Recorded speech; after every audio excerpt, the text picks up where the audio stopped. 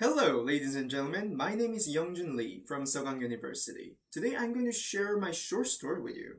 So, if you have any questions, please ask me at the end of the presentation. I have one question to start my story. Have you ever saw a vegetarian in real life?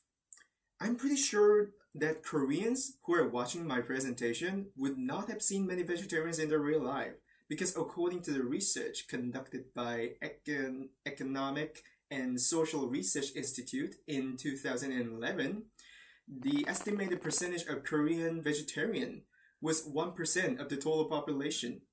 So, 99% of people like me are not vegetarians in Korea. But what if we think more globally? How many vegetarians are there in the actual world? Surprisingly, according to the same research, it was estimated about 21.8 percentage. Every 1 in 5 people cannot eat meat or fish. That's way a lot than our expectation, isn't it? Now you know that it is not an unusual thing to happen to meet vegetarian in real life. But still, if you're Korean and you're living in Korea, you have a little percentage to meet vegetarians in their real life, unless you hang out with foreigners. So, you might get surprised when you see vegetarians in real life, just as I did at last Saturday. So, here's my story goes. Currently, I'm participating in the school club activity called the HUG. Its role is to help foreigners when they need any help, and we go to field trip together at Wednesdays and Saturdays. It was last Saturday when this incident, I call it, happened. At the time, the club had a plan to visit Gyeongbokgung Palace, and I was selected as the group leader of the group 12. That was not a big deal. I mean, all the group leader had to do was gather people and explain some informations about Gyeongbokgung Palace and find somewhere to eat dinners together. Oh, come on, piece of a cake. What could possibly go wrong? So here we go. It was a bright Saturday afternoon. Our group consisted of 12 foreign students and 4 Korean students, including me. We were the first group who had gathered, so we straightly went to the palace by the subway.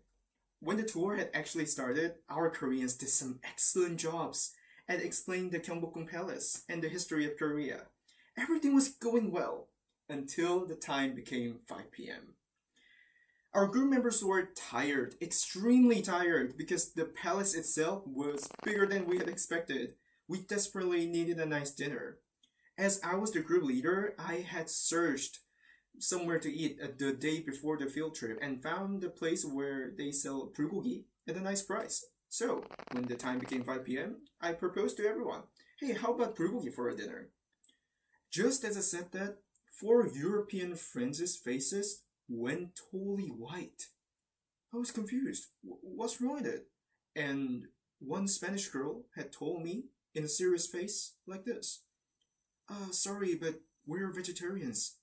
We cannot eat an egg either. Vegetarians? Vegetarians? I was surprised. I've only seen some celebrities who define themselves as vegetarians in some TV shows, but never in real life. It was the first time I saw vegetarian in real life. So I was a bit shocked at first, but managed it and asked other 3 Korean students about where to eat a dinner with vegetarian friends. And here's the problem starts.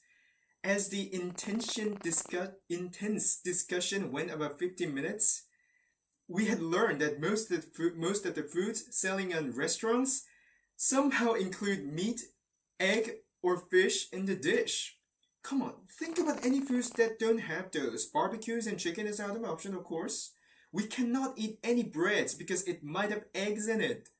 It's it's it's hard to eat noodles because the soup is usually made out of beefs or small fish. I was shocked again because there were not many options when vegetarian friends tried to find a meal at the street. Hopefully, one of the Korean girl had found the kimbap restaurant. Vegetarians could separate the ham, right? So we walked about 50 minutes. Found out that the restaurant was closed due to some issues. We had to walk an extra 15 minutes again to find the bibimbap restaurant. We got there, sat there, and told the chef to not put meat and an egg in 4 dishes. It was 6 p.m. when the actual bibimbap came out, and we were totally exhausted. I said sorry to all the members that it was my mistake to not have considered vegetarians at the first time. So, here's the message of my story. When you have an appointment with foreigners at school or at business situation, please consider vegetarians when you choose a menu. There are many vegetarians worldwide than we expect, so it is not a strange thing to happen if you have an appointment with one. Finally, here are some simple tips that I had learned from my story for choosing a menu for vegetarians. First things first, there are some restaurants targeting vegetarians or Muslims in a crowded city like Shinchon. Visit there. And if not, you can still go to the restaurants where you can separate the meat from the dish, like kimbap, bibimbap, or sandwiches will be a good option for vegetarians. With these tips, you won't have an awkward situations like me when you have to choose a menu for a vegetarian friend. And most importantly, don't get too surprised when you see a vegetarian. Come on, they're just vegetarians. No problem. Any questions? Nope. Then, thank you for listening.